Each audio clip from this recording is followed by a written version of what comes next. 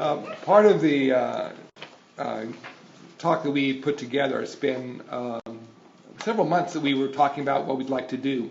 And so I'd like to introduce, of course, my the other person for the Denver province. So we're actually two people who are designated by the Denver province to promote Partners in Mission. So, of course, there's two representatives. One is a Redemptorist and one is a layperson. Of course, Wendy Barnes. Hello, everybody. We had the opportunity of working together with the group in St. Louis for several years when I was down there, stationed at our mission house. And it was an opportunity for us to be a part of a circle. And of course, after the new appointments came, we were officially designated as the two individuals who represent the Denver province for the Secretariat of the North American Conference. And so Wendy is the role of our Redemptorist lay voice. And of course, it is very much an honor that she has been 38 years doing ministry with us at Liguori Publication. And so she has definitely known us for a long time and has seen a lot of Redemptorists. And so her experience is really from a time when we had gathered back in 91 with the young adults. Wendy came a little later with that, but it was the planning of the idea, which I was a part of at that young adult gathering. So, Thank you, Greg. And I don't really have much to add to that, and we'll get into some deeper details as we give this presentation. And we're keeping it fairly casual, so there'll be some opportunities for people, you guys, to respond. And I want to speak to the title for a minute. So it's Skills for Animation and Accompaniment. And I just want to press this button back here because it's some skills for animation and accompaniment. This is not a comprehensive. These, from my perspective, based on experience, my experiences, and some idea starters. So, but this is a conversation. So, everyone's welcome. So, should we begin? yes. All right. It's one thing to come together, and it's the question then is how to animate people to share their gifts and talents and call forth a whole new way for them to realize their baptismal call. And so animation is really the encouragement, allowing the Spirit to truly function and to make a difference in the lives of those who come together and sharing our lives. So accompaniment is that we're willing to work together. So it goes both whether you are a Redemptorist or a Redemptorist associate. It is really sharing our lives together. And that in itself is an encouragement. Too often we think that we have to do everything as a Redemptorist. I've seen a lot of my confreres. Our call to be a follower of Jesus the Redeemer, we don't have exclusive rights on that. And so we know that Jesus is the first and foremost who's accompanying us in celebrating this aspect of the voice of God's presence to our world. And so as we look to accompaniment, it is the reality that Jesus is the one who's allowing us to go along on the journey. These definitions from the dictionary, I think, make it very simple and practical, that what you want in your circle or group is life. You know, you want to bring life and find ways and use skills that bring life and vibrancy to the group. And the second thing is accompaniment. What or who do you need to accompany you in making these circles vibrant and alive? So that's where we're going to begin. So then segueing into that, what is more vibrant and accompanying than, just a moment.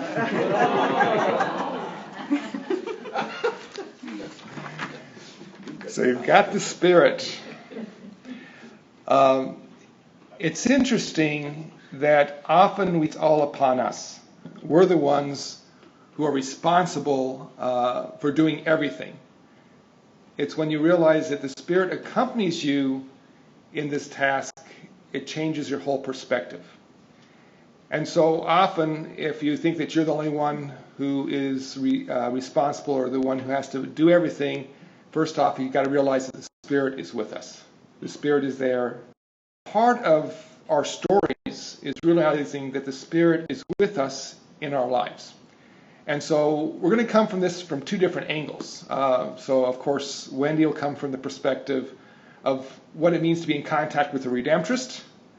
And I'm going to come from the perspective of what it means to be in contact with the people of God.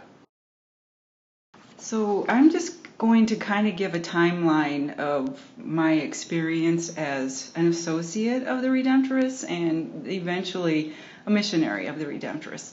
So in 1981, I started working at Liguori Publications. I was hired right out of high school to work in the mailroom. And so what I did is ran the copy machines and just stuffed envelopes and things like that. And in that part of my career, that was my first introduction to working with religious. I came from a Catholic background, so that was my first experience with working with priests and professed and brothers who actually did the work. They were writers, they were artists, they were gardeners, they did everything. I wrote this article not too long ago that Redemptorists, when in working at Liguori Publications and on the campus of Liguori, they were always ready and willing to roll up their sleeves. So, I mean, even I remember one time Brother Dan Korn, I think he was trying to recruit me or form me, or he saw me as something that was moldable. And so he asked me to help him work in the garden at St. Clement's, the healthcare center down the road. So after work, I met him down there, and he sat down with his hat on while I pulled weeds in the garden. But so it was, but an experience. I do think that he was really using it as an opportunity to kind of school me in the Redemptorist spirituality and charism. Another situation, or not situation, another opportunity I had to partner is with Father Paul Curry. I was eventually a graphic designer at Liguori Publications, and during the time that Paul was there, he and I took a cartooning class together. So we learned about the art of cartooning, so that was an association that I had with a Redemptorist. So that took me through the 90s. And I'd like to speak a little bit about the laity that also I was, but it was a home where they welcomed laity to be in formation and participate in living and participating in community with Redemptorists.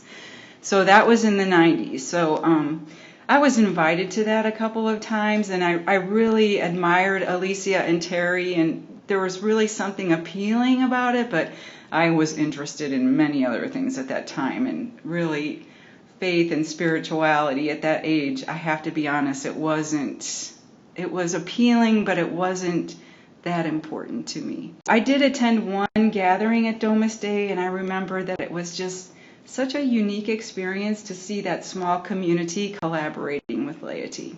So eventually, that group included Craig Franklin, Mike Thomas, Alicia von Stamwitz, Terry Matz, Mark, and I can't remember his name. They made their initial commitment on March 15th of 1997. Father Paul Curry let me know that there was a group gathering at the Rock Church, and did I want to come? And I asked, what are we going to be doing there? Like, what is this? Is this more work, like a related extension of Liguori? No, some 2000 or something like that. So I reluctantly attended that. I really didn't think I was ready, but I have to say, once I got there, it really was pretty neat. And that is where I actually truly got to know Craig, Alicia, Elizabeth, Mike Thomas, and really started my formation. So that was in 2000. And so from 2000 to 2005, we were in some kind of like organic formation process that we had 2 or 3 different formators. And really what it meant is we met regularly on Saturdays, and a Redemptorist would come and speak to our group. In 2006 then is when I made my commitment. at Newman House in St. Louis before they sold the building. And Beth also was part of that commitment ceremony. But so the formation that I had was really led by a professed Redemptorist. But our group had 3 or 4 professed lay missionaries, is what we referred to them at the time. So, and that included Craig, Mike, and Alicia.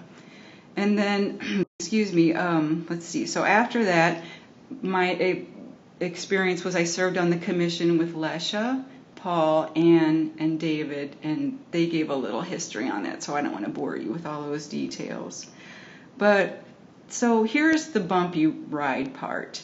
After 2009, I was kind of a disconnected lay group in St. Louis. We were not meeting consistently, and honestly, in a couple of instances, we were not welcome. And I will say this to the group, we were not welcome at the Rock. But anyway, we tried to get evening chapels kind of instituted, and it was going nowhere. I mean, there was clearly someone who didn't want our group at the Rock, so that went dead in the water.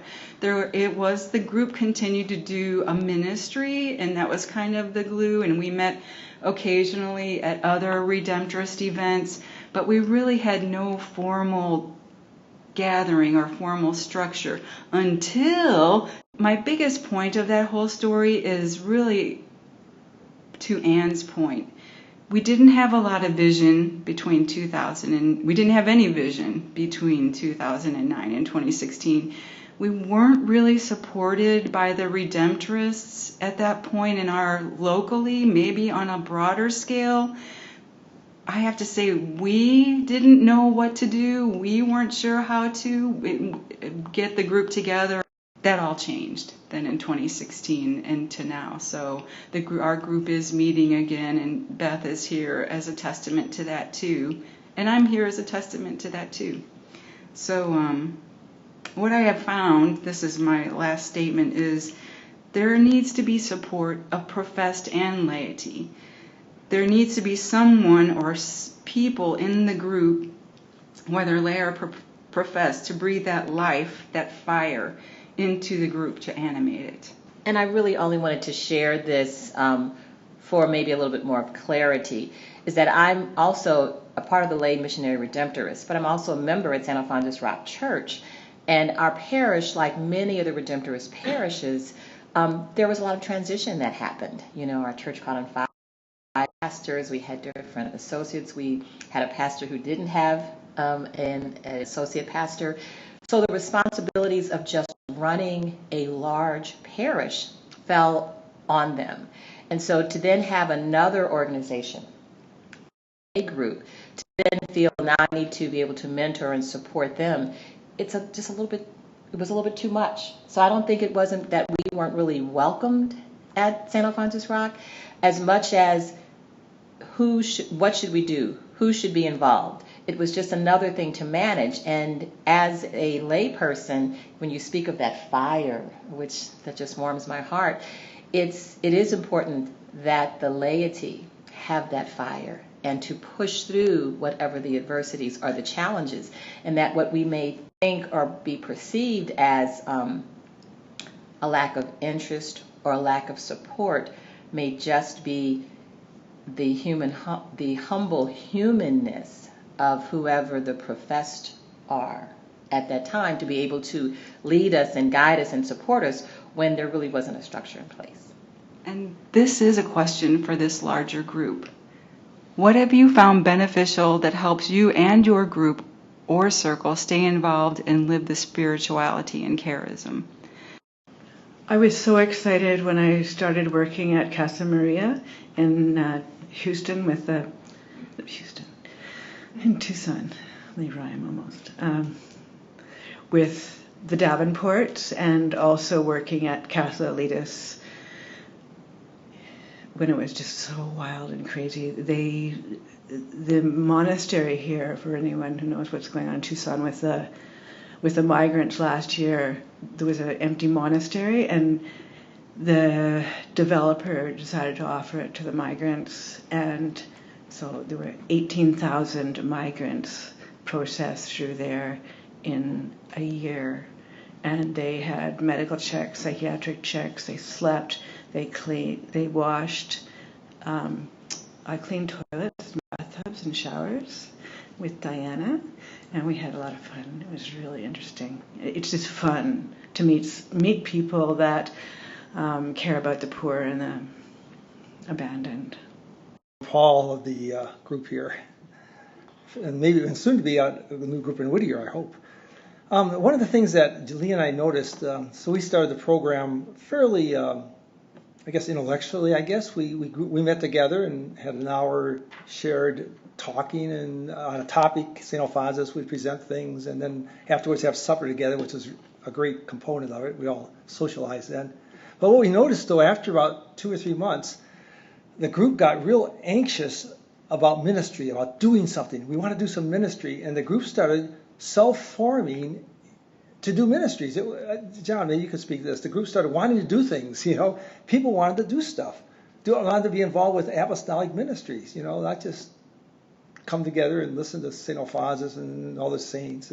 But let's get out there and do stuff. And so John and Diana and others were involved with different aspects, and they started going out searching for things, and then people started wanting to do ministry. So then we started at the various meetings talking about people kind of saying what they would like to do in ministry, and then other people helping. Well, I can help do that with you, or I could show you how to do that, or if you do that, I'm interested in that also. And the group started self-forming into an apostolic community, which is interesting.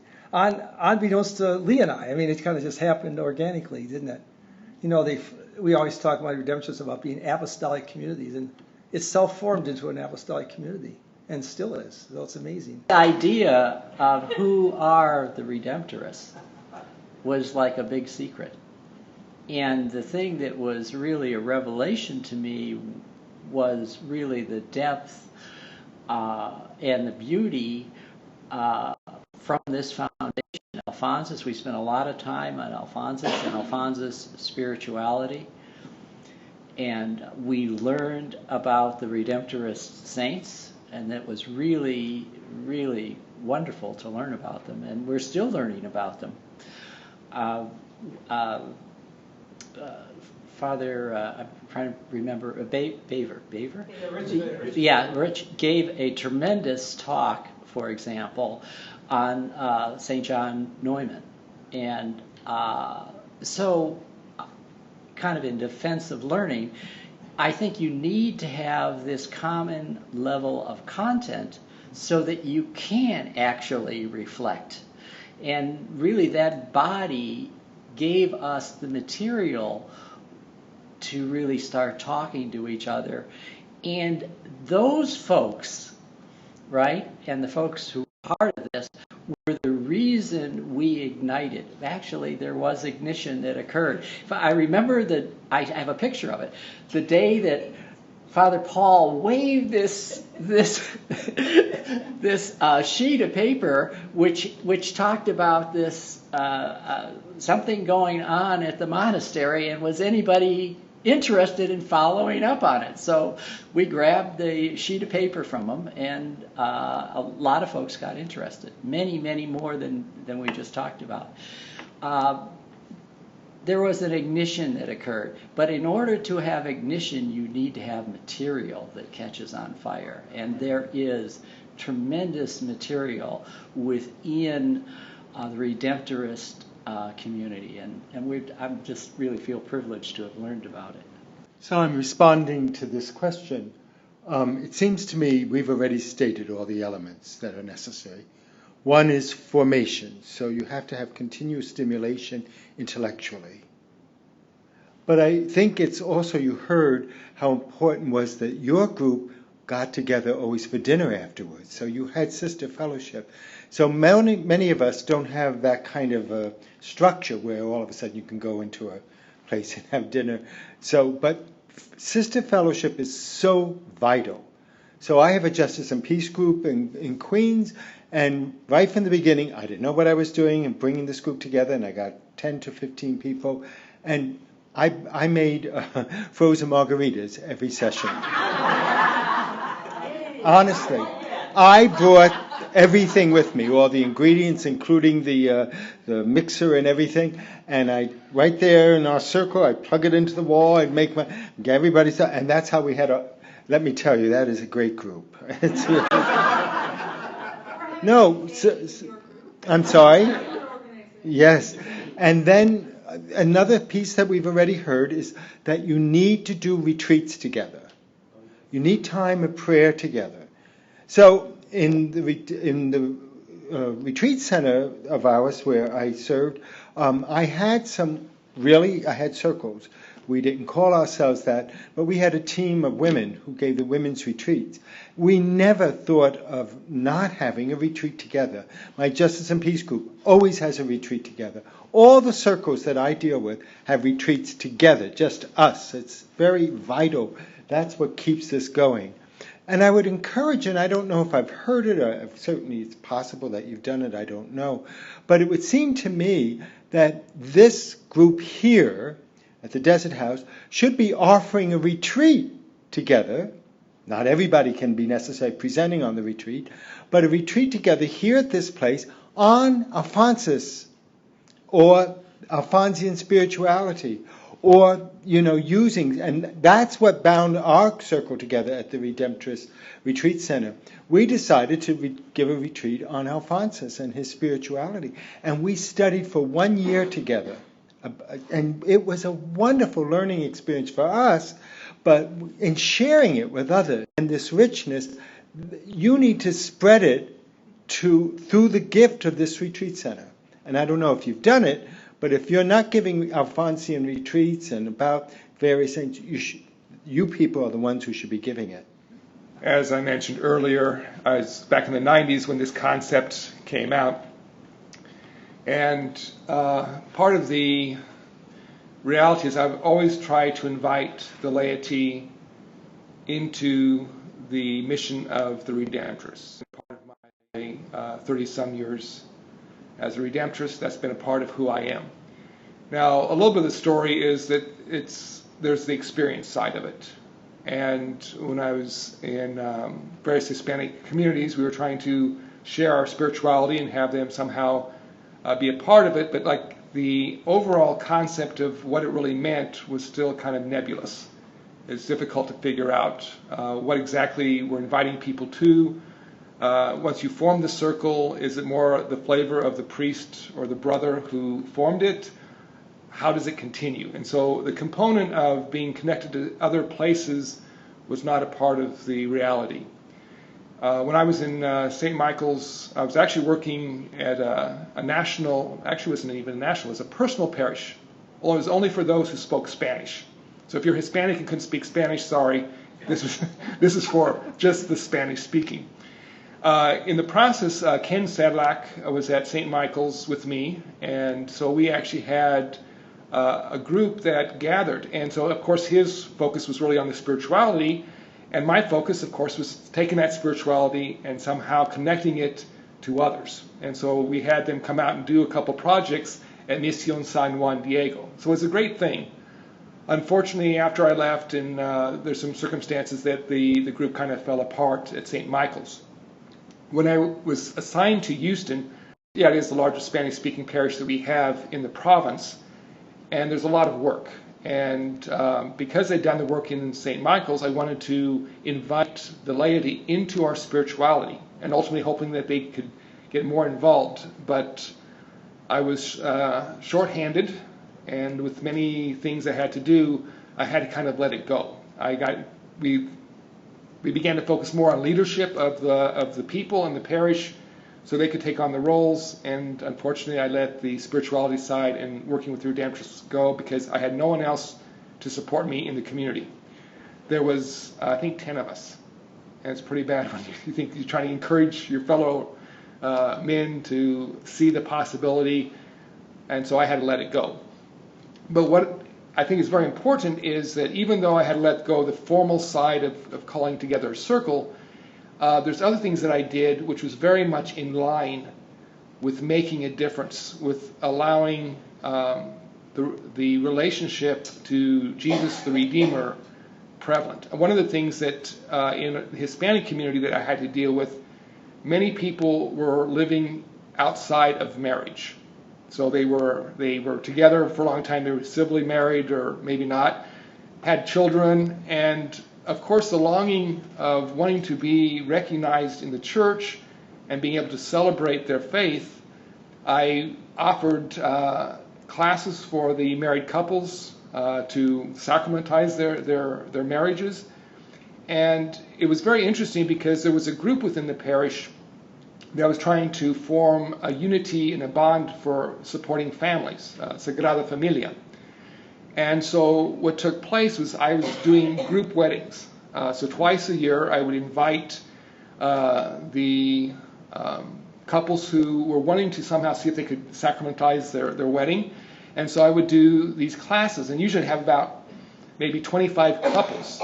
And during the process, most of the couples, well, actually half the couples had individual weddings, but then the other half, because they did the classes together and realizing the importance of celebrating their sacramental commitment as a group, I'd have up to 14 couples married at one time, and usually twice a year. And the importance for me in doing this, it really came to me living the Redeemer's love.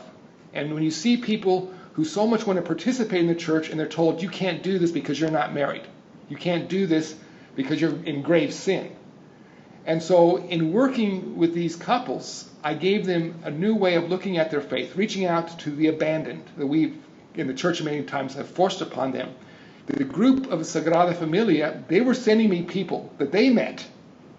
And the people who participated in the marriage prep and actually celebrated their weddings, I would say about half of them went and joined and were participants in the Sagrada Familia. So it just built on one another. So the very thing of realizing that in following Jesus the Redeemer, in my own way of making it real, people took that and then shared it with others. So we weren't officially a Redemptorist circle, but it was everything about how when you live the life of Jesus the Redeemer, it catches on. It makes a difference in the lives of those around us. And so it was easy for me to get disappointed about my attempt to just form a group around, especially around our spirituality. But this group was truly living the Redemptorist spirituality, even though it wasn't called that. And so the group just grew and was very supportive and reaching out to many couples who felt that they were somehow abandoned or on the fringes, the margins.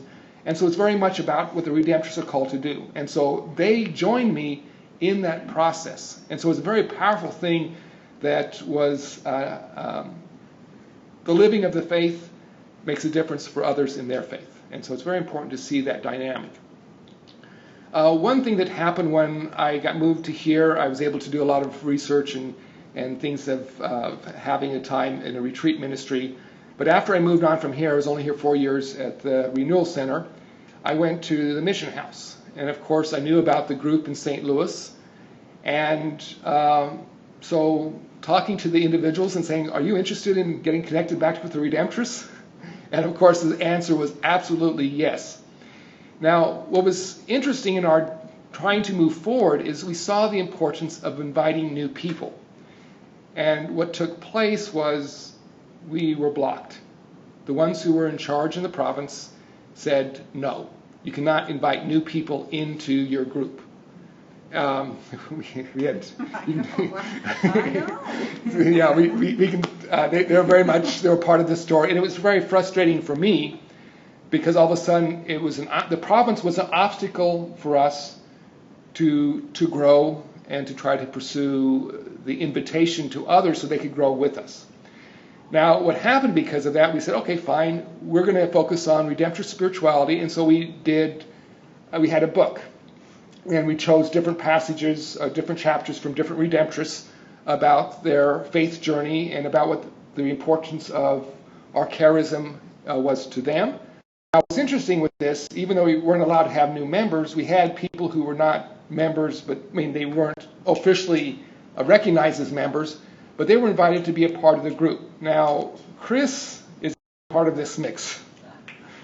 So even though he wasn't a part of the group, virtually or physically, he was a part of the group, because he participated with our activities. And so I tell him, the fellow members, that we have this individual who cannot be part of us, but he's going over the same readings we are, and so I was kind of the liaison, and so I tell stories from his perspective of what he thought of the books that we were reading. And so it was a kind of a new dynamic which has spurred in me seeing the possibility that virtual communities can work. And so what happened was I was three years at the Mission House, a little over 3 years, and I got the bad news. She was there when I got it. I remember that day. So I got the bad news that I had to be the treasurer of the Denver province. So that meant that I had to go to Denver, box up stuff, try to learn my job, move to Chicago, and do the book work for the province. And so that was my unfortunate task that has been handed to me. But they forgot to tell me that same day that I was going to be in charge of the Denver province for partnership and mission. So I have the outlet of ministry through that, and in some ways it has been a real benefit because I'm where the provincial government is at. So I can always interact with them and tell them what is going on. One of the things that was part of that job was I was going to be with the Secretariat for the North American Conference for Partnership and Mission. This is the first time I met with the group. And so there were a lot of things happening, and I was always making sure that the provincial government knew what was coming forth. And so they were abreast of a lot of the directions that is happening in Rome, as well as the conference. And then I organized a working group. So Diana and John are part of that. Of course, Wendy is a part of that. They're the lay component, and then I have several other Redemptorists from the province. And so we're trying to see how can we support the groups. And that was one of the key things that we realized was that there needs to be support from the provincial level with the local communities. That is what was missing in prior generations. And that's the reason why the St. Louis group struggled, because they had a transition and they didn't have a Redemptorist who's going to support them. So even if that happens now, the connection to the larger reality of the province makes a difference. And so that's one dynamic that has really taken place in this year and a half that I've been involved with the job of overseeing Partners in Mission for the Denver province. Another thing that has happened is that as soon as we had the directives from the conference, we immediately put into place different aspects of formation that is supposed to be helping us in the Denver province. Because during the process that I was became in charge of the province level, I was having dialogue with this community here in Tucson.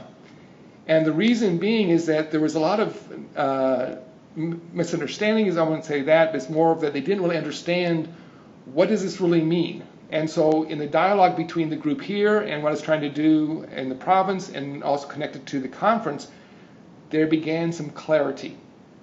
And so the whole thing with understanding, like the retreat that we're doing, spirituality and getting the basic understanding of who we are helps people realize what the Redemptorists are about. And the discernment portion really comes with the circle gatherings. And so in the midst of all this, I started a group at St. Michael's. And so the initial thing that I did was I had preached at all the masses. I invited people to look at spirituality. And so they were invited to come and to try to see what is spirituality in their life. I mean, how is it important? What is really spirituality?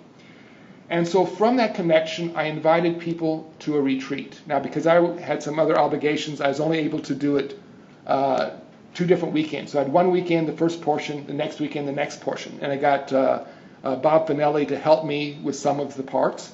We used some of the material that was from our October gathering in Accompaniment. And so this initial retreat gave the people an understanding. So we had about, I think, 10 people who did the initial retreat. And as we started the circle gatherings, we had kind of some people realizing this isn't really for me, which is good. They at least know who the Redemptorists are. And the retreats themselves, or the circle gatherings themselves, were focused on the formation component. And that was saying, this is discernment. And so in the discernment process, it's all about reflection. What does it mean to be in relationship to God? What does it mean to be in relationship to a community with God? What does it mean to be a disciple? How are the Redemptorists following this discipleship? And ultimately saying, is this spirituality for you? And if this spirituality is for you, what type of ministry are you doing?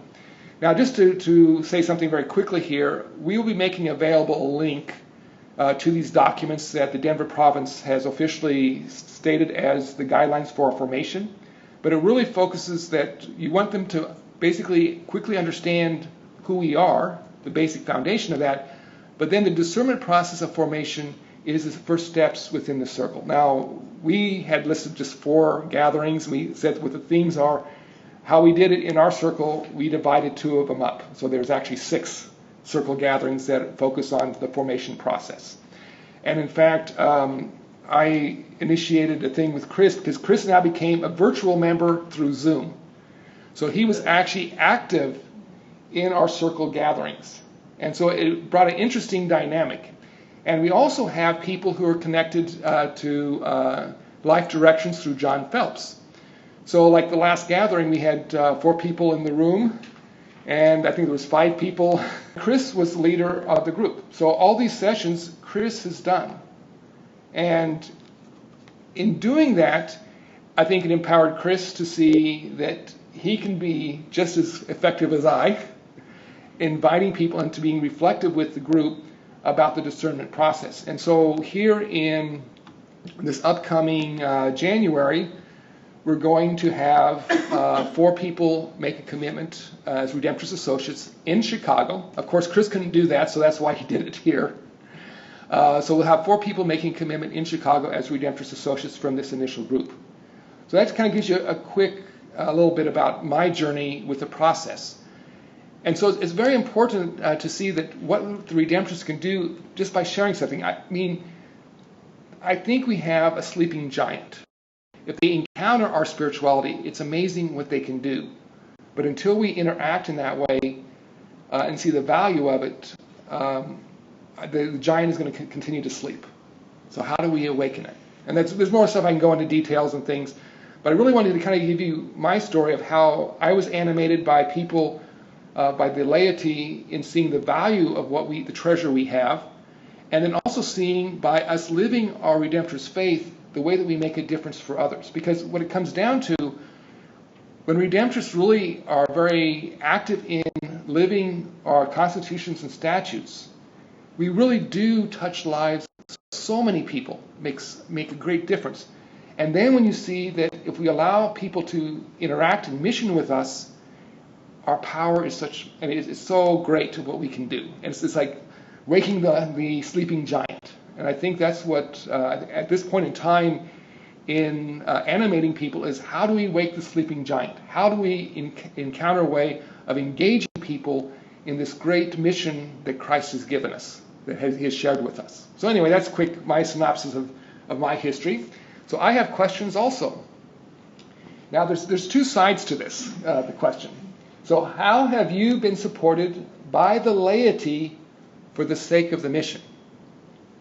And another one is, what is your experience of sharing the charism of the Redeemer and seeing it animated in the laity? Now, in one sense, the first question should be directed toward the Redemptorists who are here. This is really our question. So how have you been supported by the laity for the sake of the mission? So this is the Redemptorists. We need to answer this question. So is there any Redemptorists who'd want to take this on? Very general to begin with. After I got ordained and was one of those young guys that had all the knowledge in his head, and it was like, just don't let it explode until you can use it. I had the very fortunate experience to be working in the Diocese of Saginaw in Michigan, and our bishop was Bishop Ken Untner, who had a great influence on us all with lay ministry and doing that program. That prepared me in work in Brazil.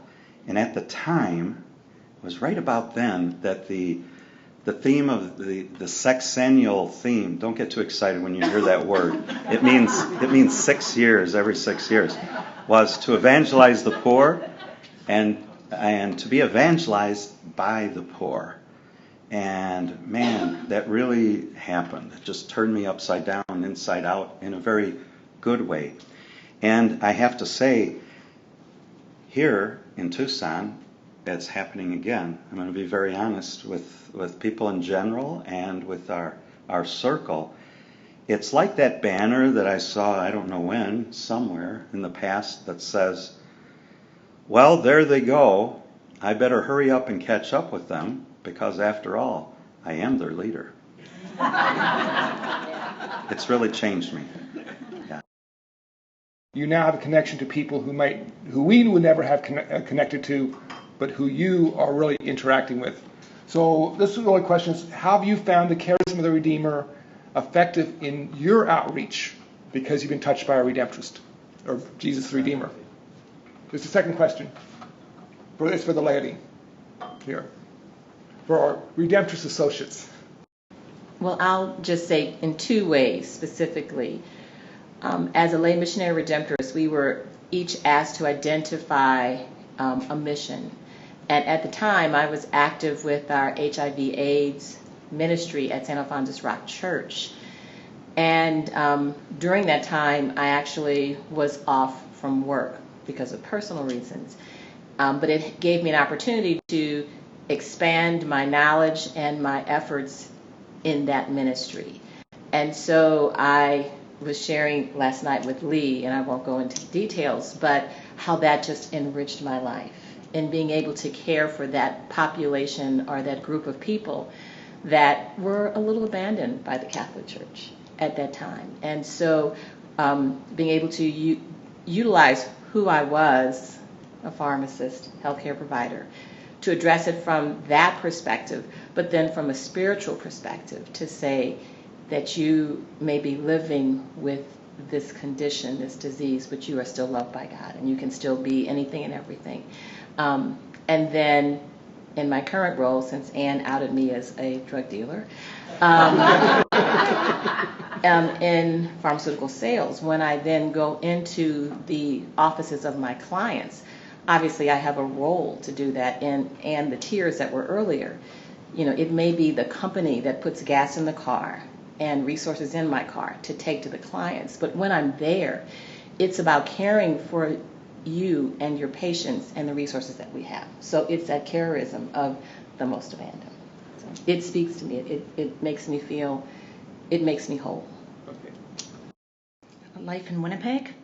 And actually, I probably can I'll put words through my mouth. I'll channel those professed Redemptorists from the Yorkton province at this moment. Don't tell them I'm doing this, but so we have an inner city ministry that began in 1993 in Winnipeg. You might have heard of it. It's called the Welcome Home Mission of St. Alphonsus. And that ministry would not be there if it wasn't for the laity. The young adults that were involved in a SERVE program that Anne spoke about, the Yorkton province had its own SERVE program in Toronto. After we did our first SERVE, there was about 13, 15 young adults in that room who said, yeah, this was a great experience. We went out, we helped the poor in Toronto, but this isn't enough. Can't we have something that we can plug into every day of the year, that we can live in community and be a part of? So it was that drive. I know the professed Redemptorists were scared to hear that because, what is this? What's this going to look like? How much work is it for us? We're not ready. Are we being called to this new ministry? And it turned out that that was the will of God, because it's over 25 years. It's surviving. It is a place where, thank God, we've been able to have a professed Redemptorist live in those 25 years. It changes as they change, but there have been live-in laity, young adults over the years. I'm no longer part of the young adult group, but even my age is very much involved, not living in, but very much involved in this community. I was reflecting about this question, and the quick thing that came to me is that this fire in my heart to reach out to the most abandoned.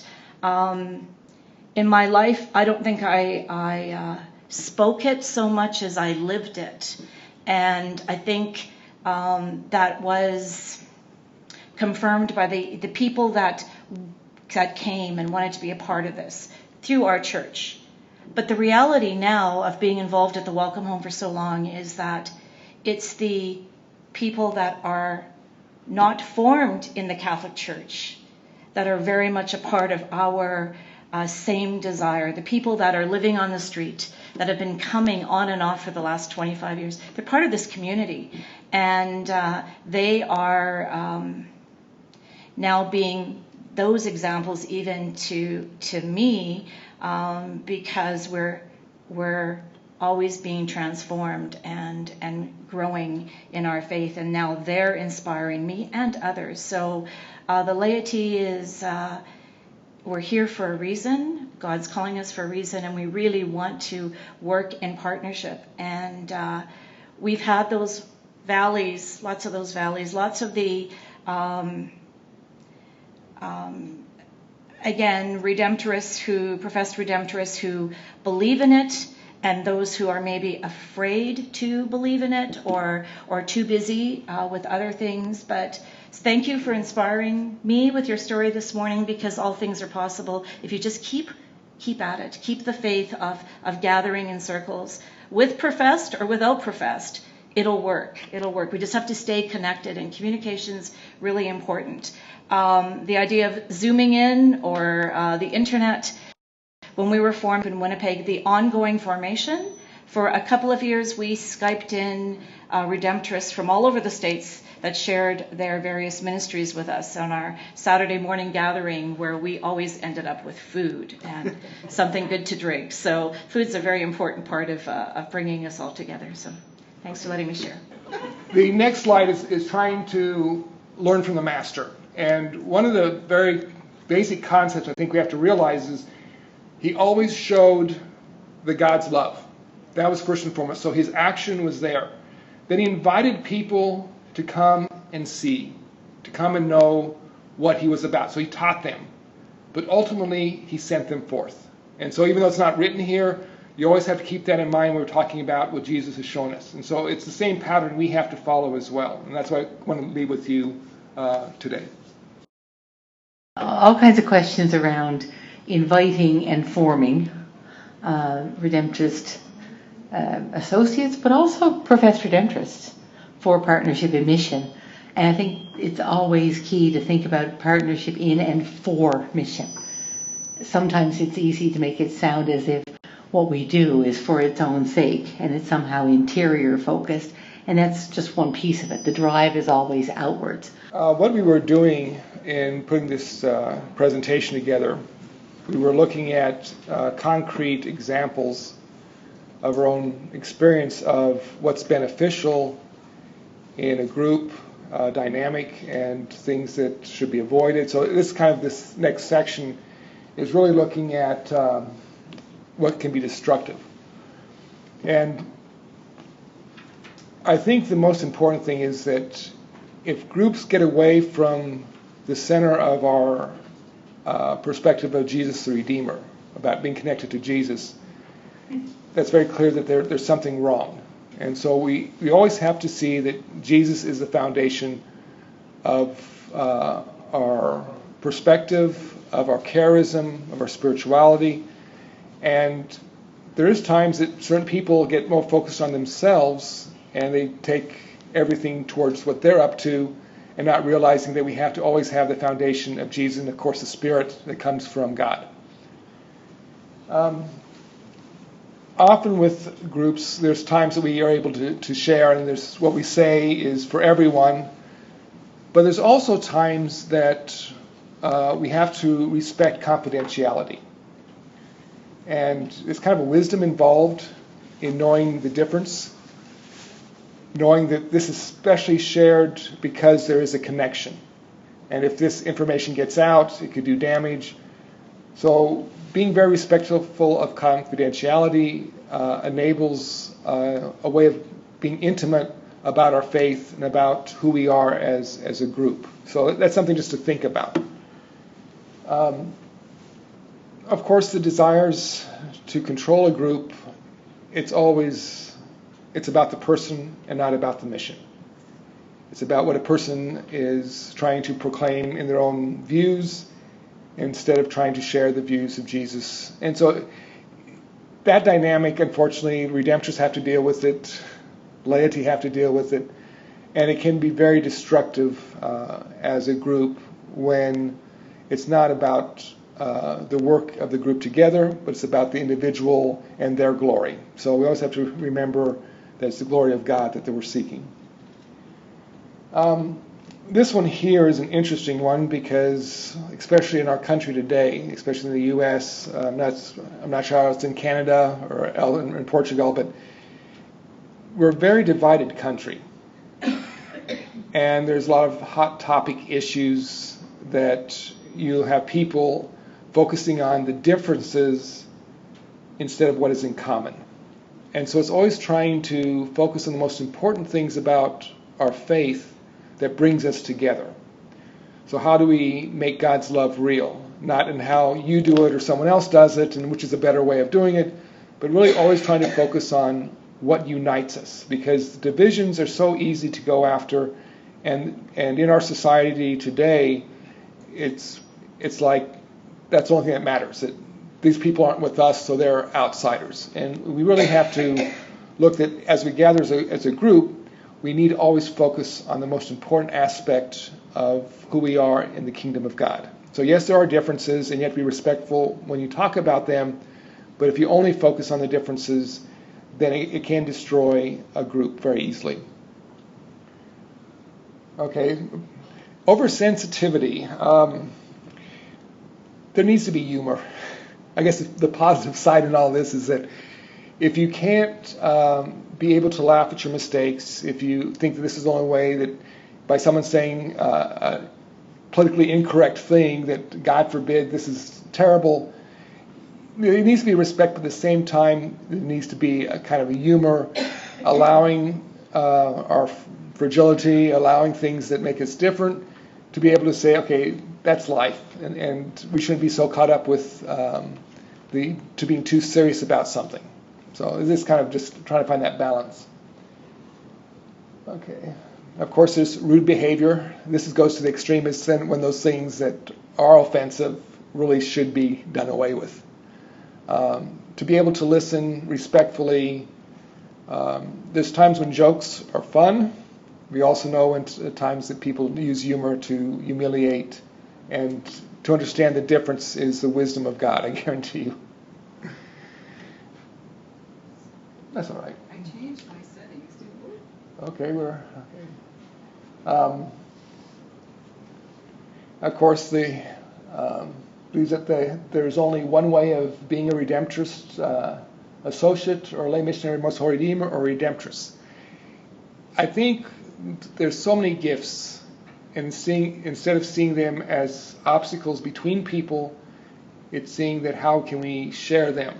And so when people focus on their particular things that they feel are the most important, can basically overrun the other gifts and talents of those people around them. And so it's always trying to find that balance and realizing that if we come together, there are great things that we can do.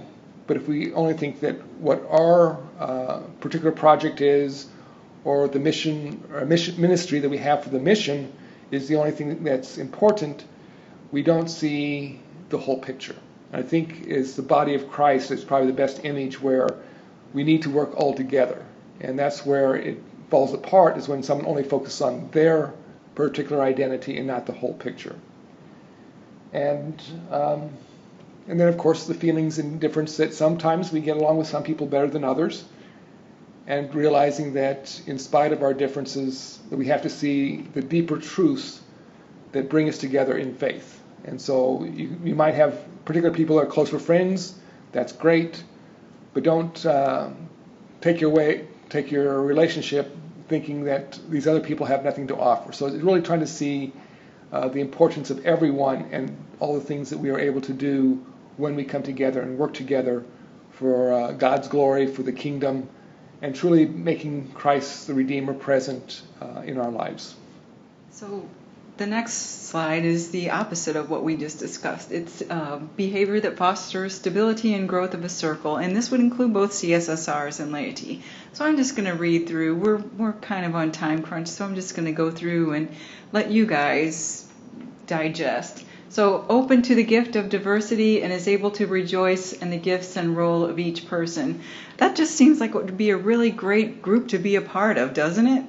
You know, where you can go and express your spirituality and you have people who share the same common interests with you in that. So I don't know. I feel like that sounds like a place where I'd want to be. Willing to dialogue about new ways to partner in mission. So one of the challenges that I have faced is maybe that there's a group and this is the way that we have always done it, and you know, we need to keep meeting this way. We've always had a Redemptorist come and speak to us, and that's what we've always done. Well, you know, the positive side of that is, if you're willing to dialogue, you might find some new and exciting things, and just energize, and like I said this morning, light your group on fire. So it's a positive thing if you have a group and people that are willing to dialogue. And with that too, the ability to be honest and respectful at the same time. We all know that you can agree to disagree. So if you can just find some common ground or element that's gonna, again, benefit the entire group. This was Greg's. Understand soft skills that make communication life-giving.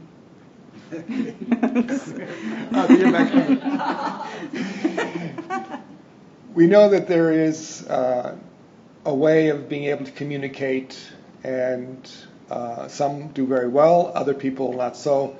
And it's trying to figure out what are those skills that are beneficial in communication.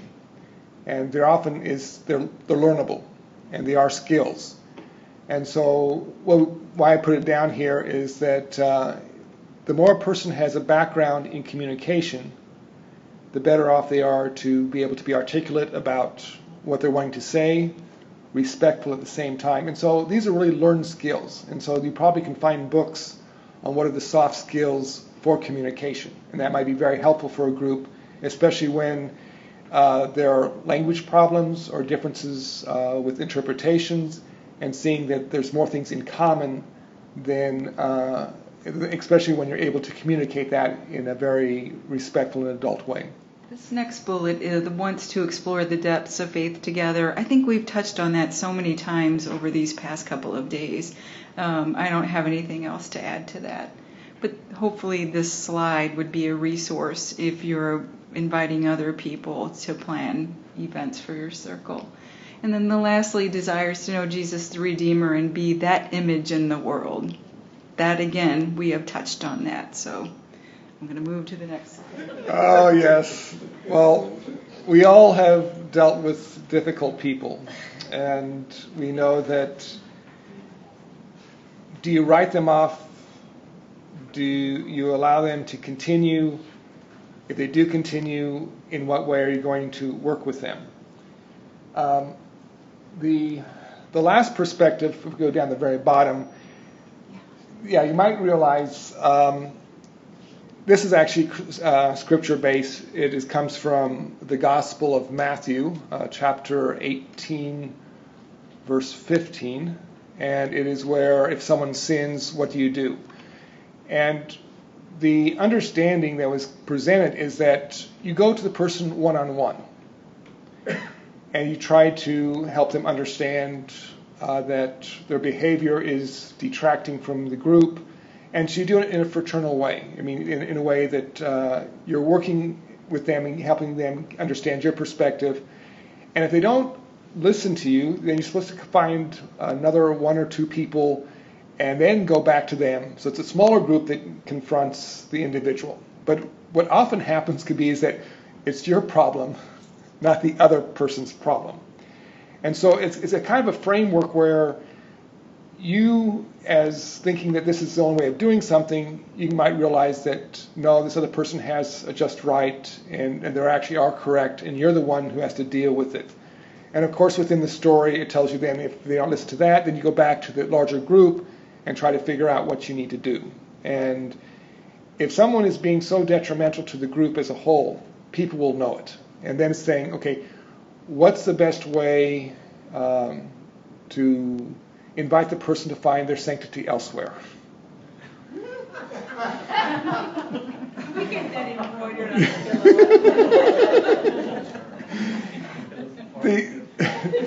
The reality is that if someone is being so detrimental and it is really destroying the group, you have to confront the situation and realize that people who belong improve the group. And if this is actually detracting from the group, destructive to the group, you'll ultimately have to take a stand, because if you want your group to survive, you'll have to confront what's going on. You're hoping that the person can change, and that through dialogue and through working with the person, maybe to get the skills they need, that they may realize, okay, I need to transform my life, so therefore we can be a better group. And so it's never easy, especially when you want everyone to belong. And sometimes you realize that it's detrimental for the group and for individuals if this particular person continues. So that's just kind of being honest with the reality of life. So of course it goes back to is the behavior destructive to the group? See if the person is willing to be able to change. And be open and dialogue about what is considered good behavior for the circle. And sometimes this might be a good thing, is you might have to put some rules down, saying if we gather as a group, we can't talk about being Republicans or Democrats. Because unfortunately that's one of the issues that came with the group here, is that there's some very strong political perspectives, and part of the reason is people come to retire here from all over the U.S. And so depending where they come from, they bring their baggage with them, and so it's trying to say, okay, we need to focus on what really matters, and therefore we really need to be very careful on certain topics that they shouldn't belong. So anyway, that's something to think about within a group. So define guidelines that will foster communication and will help determine what to avoid. Might as well stay there, Greg. Okay. Guess what? Okay. And we covered this a little earlier, looking at how Jesus operated, and that really was to live, walk the walk, share it with those people, and then have them send them forth. Okay. So learning from the master. So you're going to force me to listen to? This was your slide, Greg. Okay. Okay. She's putting me in my place. Okay. Okay. Actually, this would just be kind of the topics that trying to figure out what would Jesus do. And so proclaiming the good news and inviting people to live it. The process of discipleship, we're making Jesus known. So if you're going to be a disciple, you're making Jesus, you're becoming his image, his presence to others. Be clear about what the circle is about, to support the Redemptorist and laity in being Christ the Redeemer in the world. Now this thing is that sometimes, what is the purpose of the circle? Is it a Bible study? No. Is it, you're figuring, what is this gathering really about? And it's about being part of the Redeemer's life, and realizing the support that the laity give to the professed and the professed give to the laity. So it really has to focus on that aspect if it's going to be a Redemptorist circle, if it's going to be a circle. Accepting the call of faith and expressing your own unique life. And so, of course, this demands that as an ordained minister, we're bound to the sacraments and certain roles within the church. And so that's going to be a part of who we are. But each person, the laity and the ordained or the brothers, they all have to focus on what is their gifts and who are they reaching out to and who they can touch. Because certain people that I can touch by preaching is a particular group. But the thing is that when people embrace the spirituality of the Redemptorists, there's all sorts of ways of expressing it. And I think in allowing each person in their own situation to express the Redeemer's love is a great way of transforming our world. And so we all need each of our abilities and talents, but we also have to respect in what way we're called through our faith to share that with others. The lived experience will animate others to be open to the spirituality and invite them to live in their own, that they're able to live in their own lives. This really gets back to the idea that if you're really following Jesus the Redeemer, you're going to make a difference in the lives of others. And so a quick way of seeing, am I a blessing or a curse? And so if you can say that I have been a blessing to others because of my spirituality, you're on track. If you find that you're being obstacles for other people and barriers, then you really need to rethink of, are you really following Jesus the Redeemer? So that's kind of what the measuring stick I use in it. Okay, one thing is to invite people to come and see. Because too often people don't really understand something, so you invite them to have a more profound understanding of why you do the things you do. They can see the actions, but when they understand the reasons, it opens new doors to them. Offering a basic view of spirituality that is so important, that it's something I think is missing in our world. A lot of young people are trying to figure out, how are they connected to something much more important than some views of what their own age group does, to see that there's some meaning in life. And so we have so much to offer, especially when we're talking about spirituality. So offering that, help them understand the importance of God in their lives, help them understand their own call to discipleship. Now I'm going to, I might as well do this. I'm going to pick on Chris. One of the things that when I asked him to be the leader of the group in St. Michael's in Chicago, he didn't really want to be the leader. So I basically said, tough. But I told him that I would walk with him and work with him in doing it. And so I kind of wrote up we have 6 sessions, and they're really focused on discernment for the individual. And so he went and experimented with people he never even knew, and to see the reaction in sharing these ideas with them and being in dialogue with them. And he went to people who aren't even Catholic, who strangers off the street, and he was able to engage with others because he was sharing a view of Christianity that unites all of us with Jesus. And so his focus became a focus of Jesus the Redeemer. I know from a Catholic perspective, that's what we're really focused on because that's our heritage. But this was making sense to people who never had any connection with Catholics, who actually often despised or have this terrible vision of Catholics. It was able to help them in their own faith. And so I found it very fascinating by him doing that and realizing what we have is able to help anyone who is wanting to get to know themselves, and even more importantly, to get to know God and Jesus. Okay.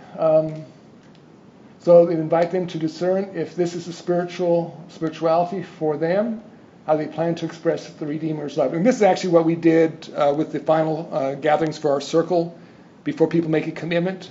It's their discernment. Is this a spirituality that they want to follow? And this kind of is a reflection of what we're doing in the Denver province in helping people get to the point of saying, is this the path they want to join with us and be in touch with us? And then welcome them to continue gathering with the circle by making a short-term commitment. So the whole thing is that if they make that commitment, we are making a commitment, the Redemptorists and them, into moving forward in our spirituality, in our growth that is supposed to be the foundation of these circles. And so that's where you have all the things that Anne was able to share with us. These are things to help us have that ongoing formation. And just on a side note with that, from the general government, that's one of the directions that they want to make sure that in the future with lay missionaries, the Most Holy Redeemer, and the Redemptorists, that we have ongoing formation together. So it's one of the topics that is very important for the future, especially it's something that they want to share with us, we need to share with them, and truly be a circle of faith. So this is basically the last slide. There is one more, but we've already covered that topic. So this is a curated list of do's and don'ts based on, again, as I mentioned this morning, my own personal experience. Greg added some, and we kind of modified this list. So just drilling through it, obviously do organize time to gather. You know, you can't have a circle or a group if you're not scheduling time together or making time to get together. Do share responsibilities of planning and organizing, perhaps identifying coordinators for a cycle. This is an idea that I have been floating around, and I haven't really talked about it with the St. Louis group yet, but taking turns and volunteering to manage a gathering instead of it being one person always leading the gathering. Because I feel like, from my personal perspective, that you get a lot of variety then in the gathering. And then maybe if there's something special someone wants to do, they have the opportunity to lead that gathering. Don't get stuck in a rut. Variation on a theme here. So offer variety to people to keep people engaged.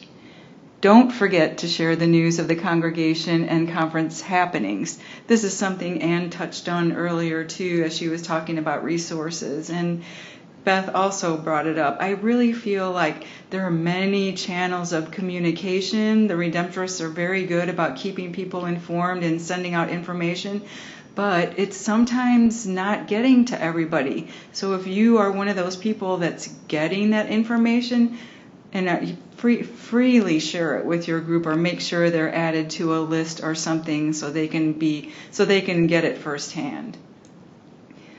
Do have a routine that will work for your circle or group.